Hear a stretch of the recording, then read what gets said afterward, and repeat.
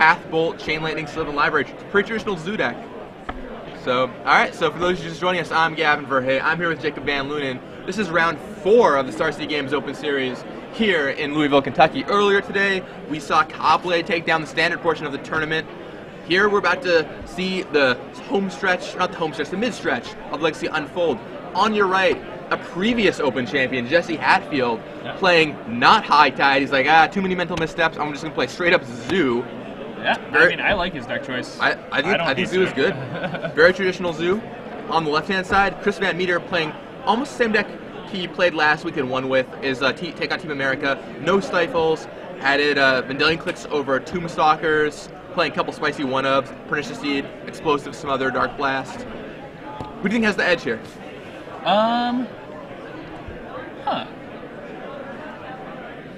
I don't know, it's got to be pretty close. I'd say that Jesse's got to have an edge here. Like, the Team America deck is, like, much more well-positioned against, like, the general, like, absurdity that Legacy is capable of. But Jesse's deck is better at playing a fair game, which is what this match is going to be. This match isn't one person trying to be unfair and the other person, like, knocking them down to reality. This match is going to be two people playing fair. And that's clearly going to favor the deck who doesn't do very well when their opponent's trying to be unfair. So, and of course, when we say fair in Legacy, we mean, you know, the old 4-5 on turn 1, the old 3-3. Yeah, the old 4-5 on turn 1. That's fair. Yeah. We're talking about Corbat where you can storm out and kill people on turn 1. Yeah, exactly. It's crazy what passes for fair these days. But that is the case. Step Links is a really important card, actually. I don't think a lot of people would play with this. So Step Links in Zoo, a lot of people don't have Step Links. But I was talking to Arilax about this, who's played a ton of Storm combo, played a ton of High Tide. And he's like, the way you beat the High Tide and Storm decks is if you play with Step Links, you can be 1 turn faster than them sometimes. Storm, not always. You might be 1 turn too slow. But against High Tide especially... You can turn 3 people with this deck, like, regularly. You're playing 8 Lightning Bolts. Like, I mean, and Step Links is like easily 8 damage on its own on turn 1. Yeah. Now, you take the deck a step further and play a Burn Zoo deck with the Rift Bolts, Fire Blasts, but, you know, this is just a more traditional Zoo deck. But Step Links is definitely a card a lot of people aren't playing in their Zoo decks that has proven to be pretty good in Ari's testing, and I imagine is also pretty good here. Only 3 Nether Reliquaries, important to note from Jesse Hatfield's list. All right, so I believe Jesse's on the play here, right? Oh, no, Chris is on the play. Okay. Chris leads off with the Thoughtseize. Drops down to 18, and Jesse shows him a Zoo hand. I don't know if that's what Chris was expecting. Jesse's hand's actually not good. What do you? I mean, Goyf is a really strong card, but no 1-drop is pretty astounding for me, because the 1-drops are so important to that deck. I feel like you kind of need like a 1-drop or a library in your opener, right? It should be noted, and as Sarah pointed out on Twitter, this is true that Jesse is, of course, no stranger to Zoo decks. Him and Alex played Zoo before they ever played, you know, High Tide. But, you know, they pioneered the lists quite a bit.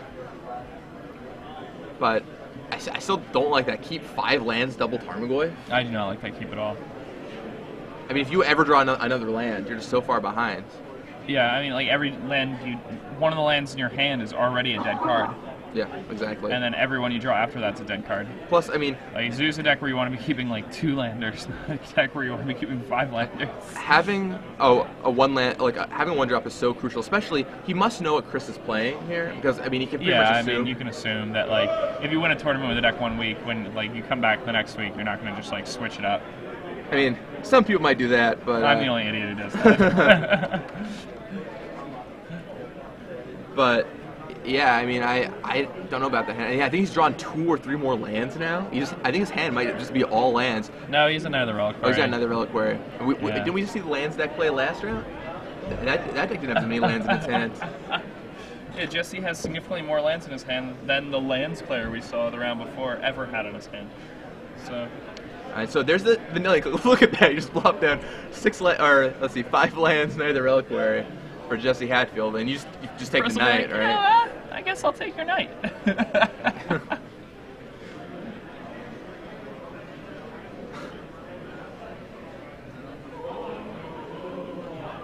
and this is just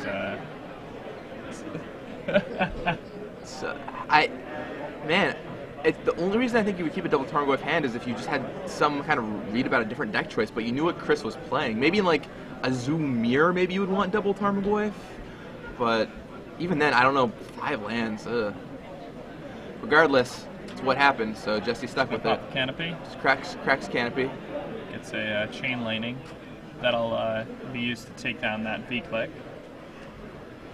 But I think Jesse's actually going to be a mental misstep when he attempts to do that. Yeah, there's that, and yeah, I expect to see a mental misstep here.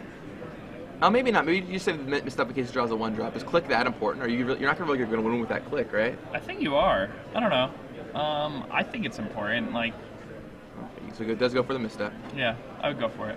It just seems like there's enough 1-drops in Jesse's deck that right now he's not doing anything. The only way he's going to win is if he, gets some good creatures out. But I mean, Chris's deck kind of like plays like a similar game. Like he's just playing guys and cards. Like it's not like he has to draw one of his 3 chases to accrue like any sort of card advantage. So like if they go to a long game, it doesn't necessarily favor either player. Or Dark Confidant.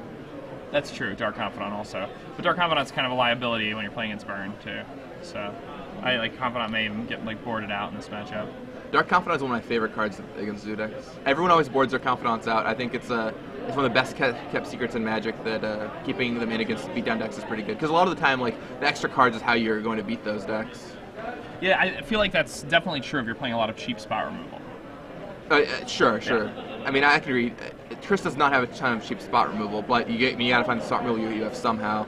And you can find Dark Blast. And post-board he does with like Ghastly Demise and stuff. So yeah.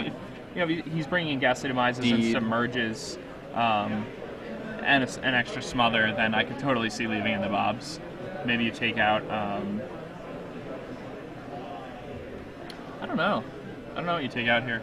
I guess you take out Force of Will for sure. That card is not good here. Alright, so it cracks in with click all the way down to 9. So Jesse's sitting at 9 life. Jesse still has not done much of anything. Yeah. Kept the hand of 2 Tarmogoyfs, 5 lands. Not quite good enough. He attempted to cast a single spell, which was mental misstepped. Jesse would currently be losing to a draft deck. Yeah, seriously. We got Goblin Cavaliering him and just get him. So Jesse cracks some fetch lands there. So he has a Savannah, a Taiga, and a Plateau. The trifecta of zoo lands.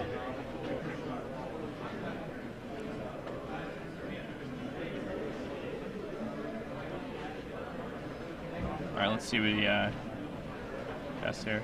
Alright, he has a Wild Nicottle. Now, Wild Nicottle is probably the best 1-drop available in the deck. Yeah, or Steplinks, arguably. I mean, both those cards. I mean, it's a turn 1 3/3 or a turn 1 potential 4/5. Yeah. I mean, I think it's gonna be. Wow! Look at this mana base: 4, 5, 6, 7, 8, 9, 10. I guess there's only 10 fetch lands. That's actually not that many. Yeah, Steplinks actually isn't as insane in this build. Yeah, turn Wild Nicottle is probably better. Turn 6, 7 Wild Nicottle, not quite as exciting. Not quite as exciting at all, no. And that's a brainstorm from Chris VanMeter there. And that should. Brainstorm's a pretty good card when you have a lot of lands in your hand.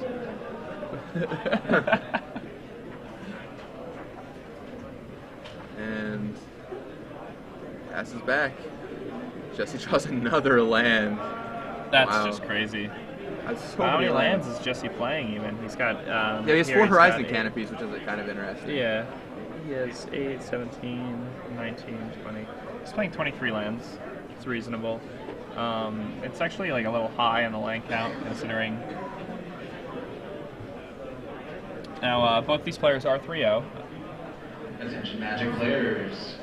We are still taking sign-ups for this afternoon's two-headed tournament. If you'd like to get signed up, please come on over to the side of the area and sign up with my good friend Miss Kelly Anderson.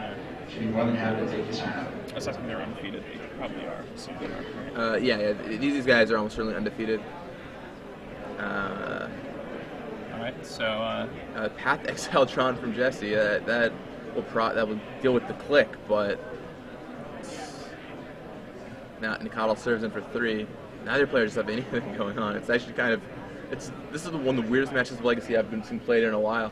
Yeah, I mean, because I mean Chris's draw wasn't that great either. He expended a lot of resources I think earlier. Chris just casts the Force and wins. I mean, he doesn't know that the Force will just win the game for him, but yeah, he wins. Just is gonna pack. I mean, yes, what a weird. That was a weird game. Yeah, it was a very weird game. Chris is probably like, okay, cool. Chris VanMeter's actually, he used to live in Seattle, and I knew him way back when, and then he moved away, and I had hadn't heard from him in years, and then one day I look and he's like top 8 Star City Opens everywhere. So, for doing SCG Live, I flew out to some of the events to hang out with, or fly to these events, commentate obviously, but I saw him and hung out with him a little bit, and he's a really great guy, and I'm really happy to see that he's doing well at these tournaments. Yeah, I just met Chris recently, and he's awesome. Yeah, I mean, he's a really good guy. He's fun to talk to, hang out with. He's a good guy, and he's been fellow Dutchman, really great. He's been playing really tight. Like, he's done really well in several of these opens, especially this deck. The Team America deck has been treating him very nicely. Yeah, I mean, Chris has been putting out insane performances in Legacy. So, I mean, Chris's performance last week puts him into the range for 2 buys, and when you have 2 buys at these events, the tournament gets a lot easier. So if you're willing to really dedicate yourself to the Star City Games Open Series, you can start traveling to all the events, and the better you do, the more rewards you start getting. For example, like we have players like Alex Bertensini and Jerry Thompson and Edgar Flores and AJ Soccer, and they're all max level now, so whenever a new set of Magic comes out, they get 4 of every card in that new set. And then top it off, whenever they go to an event, $250. Yeah, they get $250 just to show up to a Star City Open weekend. So, pretty awesome. And of course, it's all that much easier to top it with the buys, so it's... Yeah, and the more you play, the more of those you get. Yep. So I mean, just fly out, like, honestly, like if I wasn't commentating on these, I would be flying around the circuit and doing a lot of what AJ was doing, because it's... AJ, Jerry, all those guys, like, it's worked out really well, and the tournaments are just really fun, and if you have the dedication, you can do well, and it's, new players like Edgar Flores, I mean, not new, but, up-and-coming players like Edgar Flores. Oh, he's new. He's started playing, like, less than 2 years ago. Yeah, I mean... He's been playing for, like 18 months. Sure, I mean, so like, relatively new, but... It's masterful. But, like, yeah, just came up and rose through the circuit. That could be you, but if you can't make it out to an open series, there are invitational qualifiers all throughout the country, so check those out, starcitygames.com/IQ. The winner of an invitational qualifier gets to go to the invitational, happening in 2 weeks. Tons of money being given out as prizes, more than a Grand Prix. I'll be there commentating, Jacob Van Loon will be there battling, and it should be a really fun time. There's also, of course, the super qualifiers happening too, and if you win one of those, it's like $500 for first place. There's a grand, there's a grand given out in those, so all kinds of cool stuff. It's just a great circuit, absolutely phenomenal. It's really inspired just its own. Yeah, if you're not into Legacy, and like you can come out for Saturday and play Standard, and then on Sunday there's a draft open. Yeah. And the draft opens have excellent prize support. You get to play against great players, and I mean, you just get to draft. Drafting in a tournament setting, like besides your local shop, is actually a really interesting experience. So, these Star City Games draft opens are going to be an excellent experience for you if you're planning on going to a limited Grand Prix. Because I remember my first day 2 at a limited Grand Prix, and I was terrified. I had nothing, like, even though I'd been drafting for years and years and years, the difference of drafting at your local shop and having like as much time as you want, and like looking through your deck while you're drafting and all of that stuff, versus drafting when you have time constraints and you're not allowed to look at the cards you drafted, and everybody's doing everything in sync. Those things are very, very hard to like learn quickly, and if you come to these events and you get to play in those draft opens, you get to like learn how that works. You get to get used to it, and the more comfortable you get with that, the better you're able to like adapt to those situations and do well. And not even Magic Online can prepare you for that, because on Magic Online you can see your picks, and you kind of put yourself at a disadvantage if you don't want to do it. Yeah, you can train, I guess, by not looking at your picks, but really nothing. As someone who's like played in a lot of draft events, like you can't. There's nothing compares to sitting down at a table with 8 people. You have like judges all around you. You have people announcing over the microphone. 40 seconds, 30 seconds, 5 seconds. Make your pick, and you have to get used to that. Otherwise, it can be terrifying. And this is a great way to do it. The cards are even stamped. Feels just like you're at a Pro Tour. In the meantime, Jesse Hatfield seems to have kept a much more aggressive hand this game. Cracks the fetch line on the first turn. Two-headed giant seal. If you are interested in playing two-headed giant today, come on up to the Alright, main Jesse event grabs stage, a talk to Taiga, Callie. We're going to be and, firing that off in just a that couple of means minutes. his one drop is probably going to be a Lavamancer or a Nicodle. Wild Nicodle if he has one. Nicodle is the one he wants. Nicodle is certainly the one he wants. Cat Warrior. Alright, it's a 2-2 in play right now. So and next good. turn is going to attack for 3. And remember the days when you had to work to get like Jackal Pup? You're like, well, I'll play my 4 Jackal Pups. I hope I draw my Jackal Pups every game. And now it's like a Lightbanger. Nobody's Yeah, gonna play you just with have that. infinite of those things. So Inquisition of Kozilek from Chris VanMeter sees Blue Elemental Blast, Gaddock, Teague, and or no, that was Heath. Blue Elemental Blast and Path to Exile. Is that it? Yeah. So I think it's just a Reb and a a Reb and a Or sorry, Path. Red Elemental Blast, not Yeah. Blue Elemental Blast. That's okay. List. Everybody knew Obviously you, on the man. blue. Yeah, obviously it's just the as one. that It's the one that kills blue things. Yes. It is blast the blue elementals. Makes more sense. So I guess Jesse's hand. I mean, had the Nicodle, but didn't have any I mean, creatures it's a past four-lander that. again. Looks like he drew a swords there. Yeah. Cracks in for 3. Drops Chris down to Gets 17. Chris down to 17, and he's forced to pass without applying any more pressure onto the board. Wow, so many lands. Chris has multiples of Brainstorm in his hand. It's never a bad thing. No, I mean, Chris, man, the thing about the Zoo deck is that it has to get pressure down fast against decks like Chris's with Team America. And yeah, you can win longer games, but you want to have the fast creatures, and they're just so crucial. And if you don't have that, you can just wreck your opponent's hand and deal with their creatures, and then stabilize at you 10-ish of life and take control of the game. And here you see right here, Chris is hemming away Jesse. Now, granted, gonna hit 2 lands more than likely. Now Jesse's it's just like Jesse kept a really, really good 5-card hand. It's like, well, I had to mold a 5.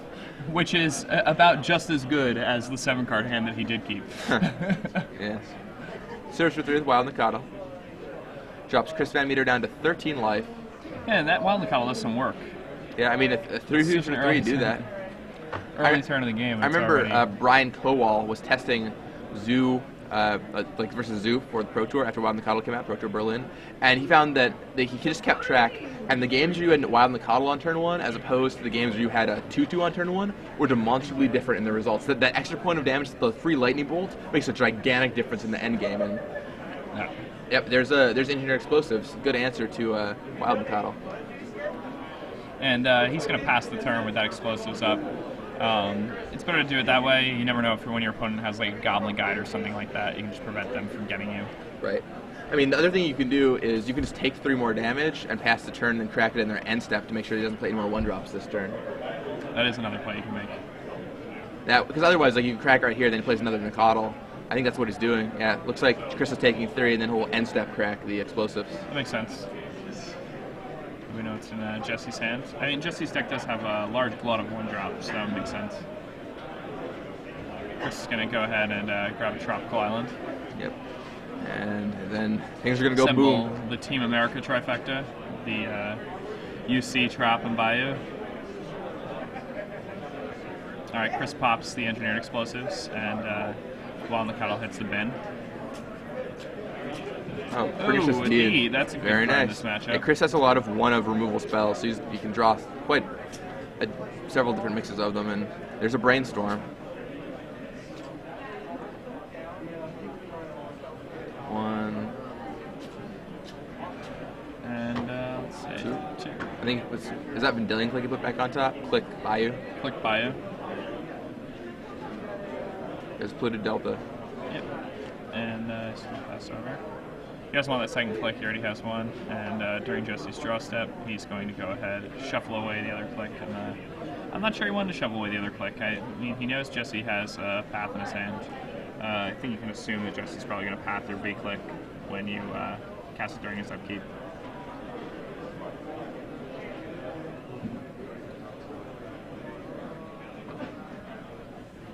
And there's the V click. Go to target. Alright, just let's it resolve. And he sees Choke, Path, Bolt, Swords, Steplings.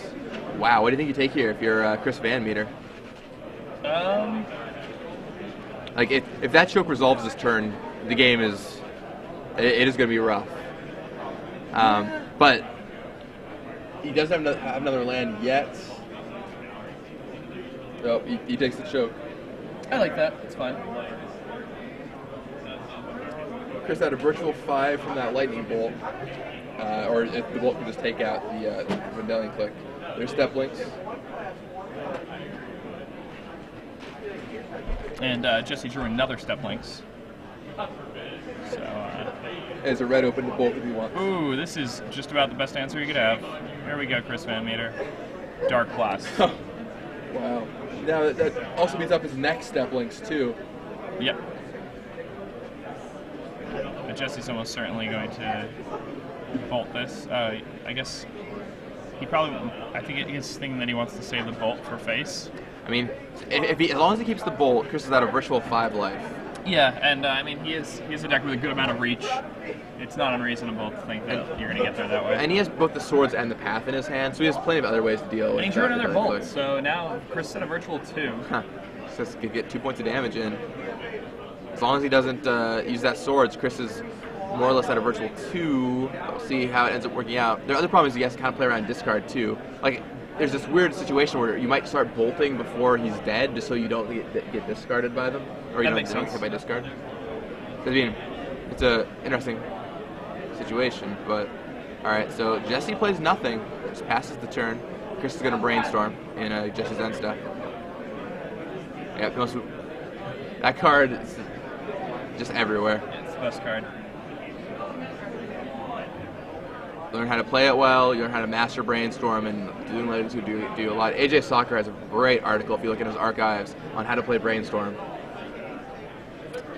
I love playing with brainstorm. It's one of the most intricate cards ever. It wasn't even intended to be as complex as it is, I'm sure.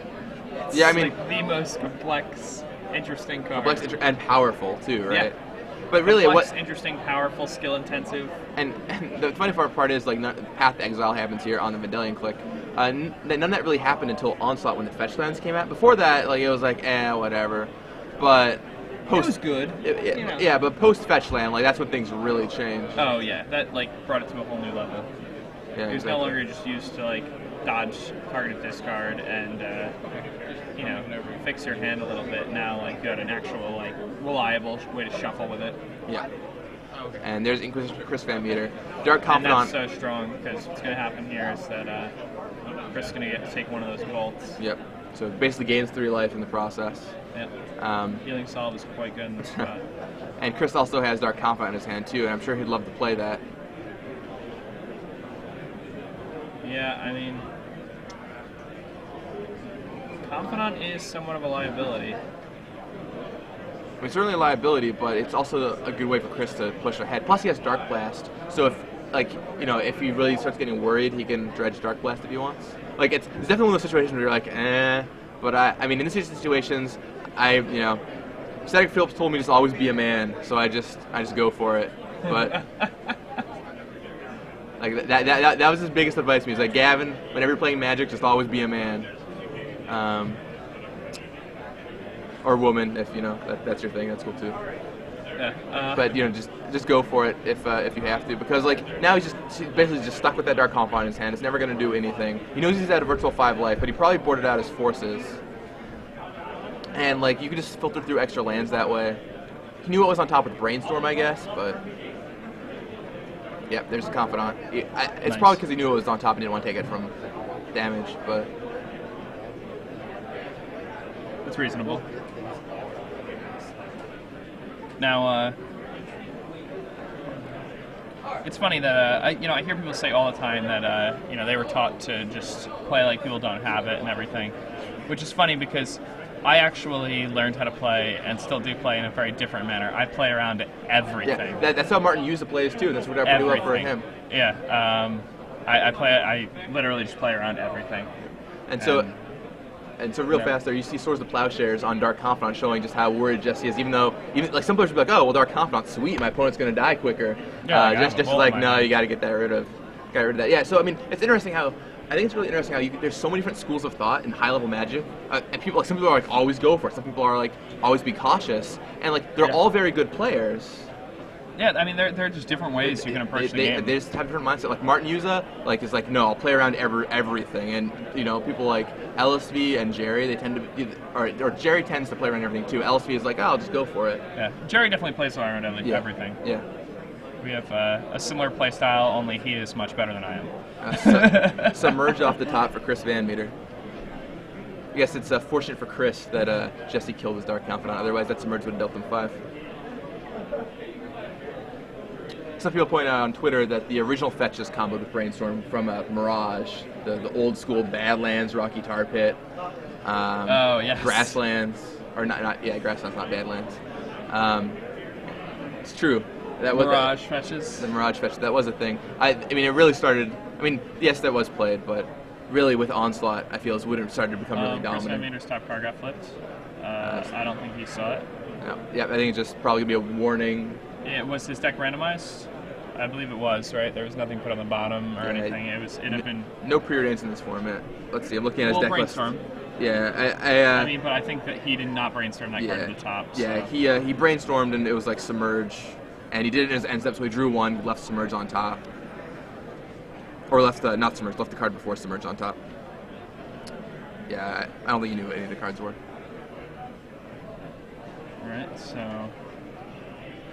Jesse Hatfield still on 2 lands. Both players. Still have. Once again, this is a very weird game. Yeah. Very weird game again. And I mean, this is kind of like, this is how these matchups get, though. Like, one person both people just kill everything the other player plays, and they're both just completely out of threats, and you're just waiting to draw the top card. Like a zoo-on-zoo matchup, 2 of the fastest decks, so you'd expect the match to end instantly, but it actually takes so long, because you're constantly killing each other's guys, and nobody has anything in play, and you're waiting for, one person to, get that last point in. Yeah, in the zoo matchup, it's often right to go on the draw, just because every card is so important. Players in the Two-Headed Giant sealed event, please come to the main event stage. Your event is starting. Two-Headed Giant sealed event, you come to the main stage. Alright, let's see. I think that's a choke in Jesse Hatfield's hand. So if he can get Chris to tap his lands, that choke can come down and potentially ruin Chris's day. So there's this, and Chris is going to probably submerge that Stepplinks in response. He can't afford to take the damage here. He can afford to take 2, but he's only going to take 2. But he doesn't know Jesse doesn't have another land. That's true. So he'll take the 2 for Stepplinks, so wisely. I think he just lets choke resolve. He has 6 lands now. Is it really that big of a deal?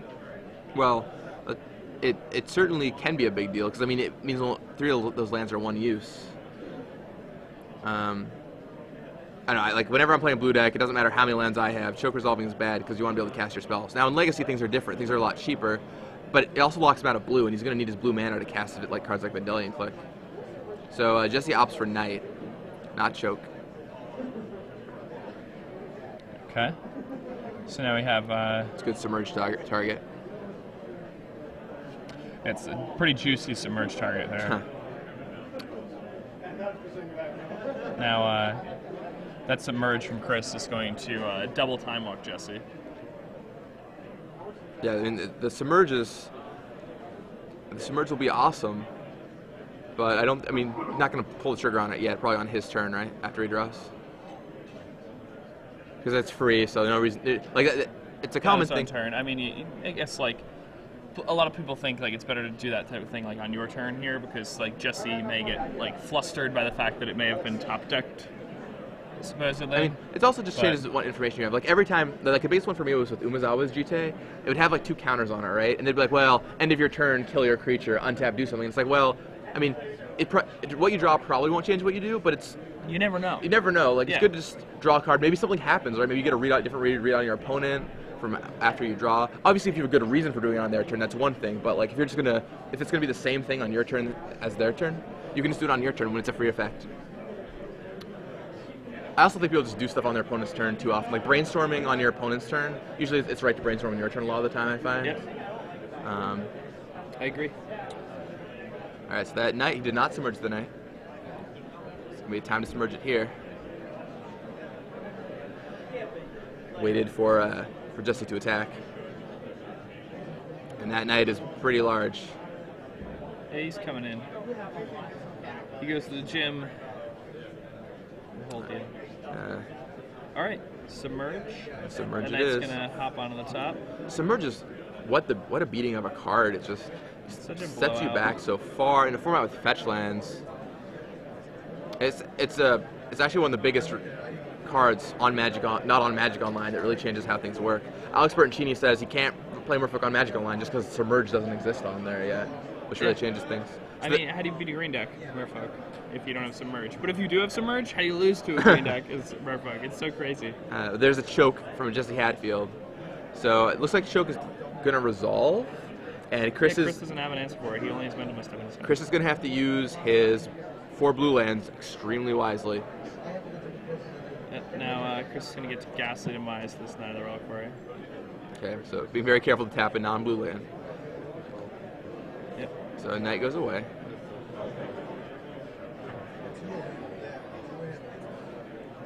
Now choke is so he dredges Dark Blast, so he can kill the step links.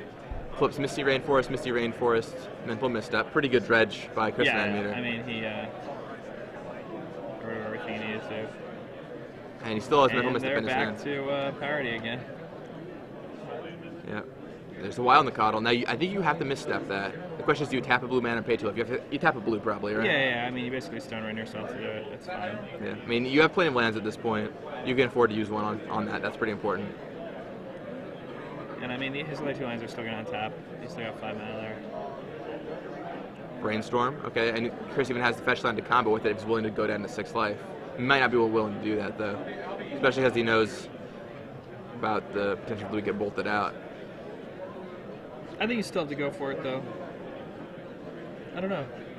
Like, you can't just put 2 lands on top. And Alright. Brainstorm, plays the fetch lands. Taps 2 for Tarmogoyf. Okay, that's a good way for him to close. that's a very good way to close. The aggressive creature turned controlling creature turned everyone's creature, Tarmogoyf.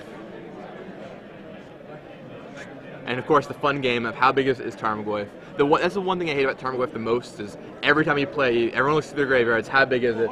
Yeah. You know, 1 turn later, I forgot how big was it. Like we played a spell. How big is it? Let's count again. It's if they knew it was going to be that powerful, I don't know that I don't know, might have changed somehow. But obviously they just had no idea.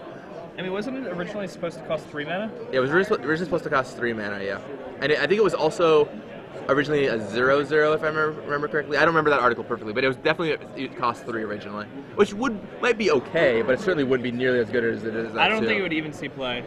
Really? At 3, I think the difference between 2 and 3 is just like so massive. I agree. That I mean, can't spell snare it on 3, but yeah, I agree that it's a massive difference. I think it might have still seen some play somewhere. it probably would have seen some, like in standard, but it would not be like the legacy vintage stable that it's become. The 1 mana shave is a big deal. So in the meantime, Jesse Hatfield plays a step links. Looks like Chris cracked that fetch land. And now his 3 lands locked down by the choke. Serves with the Tarmogoyf. I'm guessing it's a 5, I want to say.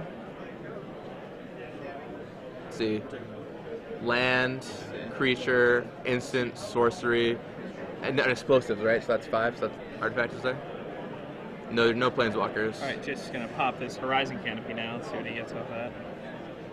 There's a Goyf of his own. Goyf. So now I can play the defensive Goyf game. Goyfs bounce off each other, but there are a few cards that let you break serve. Cards like Noble Hierarch are very good at that. Anthony Jones, Cards please like come Jit. to Minimum stage. Anthony Jones, please come to Minimum stage. There's like Dark Blast are very good at that also. Dark Blast is very good. One of the biggest tricks you could actually do with the deck, Submerge also pretty good about that. Yeah. A big trick you could do with the deck was, not in this version because he cut them, but you could Tombstalker, you could attack, have them block, and then Tombstalker cards out of your graveyard, and then both Goyfs would die. It's kind of an interesting trick. But Chris submerges away that Tarmogoyf.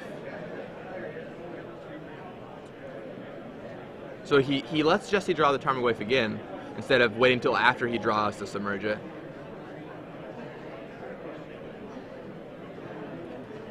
I mean, he doesn't want him to attack back, and he probably doesn't want him to find a bolt or something either. So he attacks with Tarmogoyf there. Jesse chooses to block because he has to. Yeah, and And Dark Blast. Dark Blast eats it alive. Eat him. There's the Dark Blast. That Charm Wave goes down. And now Chris has the Dark Confidant in his hand. He just has to decide if he wants to play it or not. And I don't think you do. You don't want to accidentally. This is the point where it's okay to not be a man. Yeah, exactly. like, like you if you play it, he still knows Jesse has a bolt, right? Jesse still has a bolt, or did he use it somewhere along the way? I believe Jesse does still have a bolt. Yeah, he still has a bolt. Like you don't want to. You played it. You don't want to accidentally flip a Vendilion click and lose. All right, so he bolts the Tarmogoyf. Yeah, I guess he kind of knows Jesse's going to pull that Goyf too, though. I guess not really. Jesse could just bolt his face and hope he flips a 3, right? There's this. I mean, that's kind of a loose hope, I guess. You could probably figure out who's going to bolt that Goyf. Let's see what he flips. Yeah. Go for the throat. Chris drops to 4 life. Go for the throat. Does not immediately help him. He needs to draw his card for the turn too, right? Yeah. Bonus card. Bonus. Feels so good. That's another Tarmogoyf. It's a good one to have. It's a good bonus. Now all Chris has to do is not die. I see it. That's a red card he drew. That's a red elemental blast, I believe. Yeah, it's a red. That's it. And Jesse shakes the hand. Whoa! He didn't wait for see what Chris flipped with Dark Confidant. Like if he flips with Jace, he just dies. Like he probably didn't leave Jace in, but if he did, like, would you want to see that last bit of information? Yeah, I would kind of want to see that. Oh well, I mean. Let's. Should we see if we can get Chris over here to talk to us for a bit? Yeah. I mean, Chris is a good man to talk to. We'll have him over here, see what he thinks. Yeah, he could have flipped with a Submerge, or a lot of cards could have flipped on that last turn. And actually, that's funny. I was just talking with Zane Begg back in Seattle about this the other day, about how people just concede all the time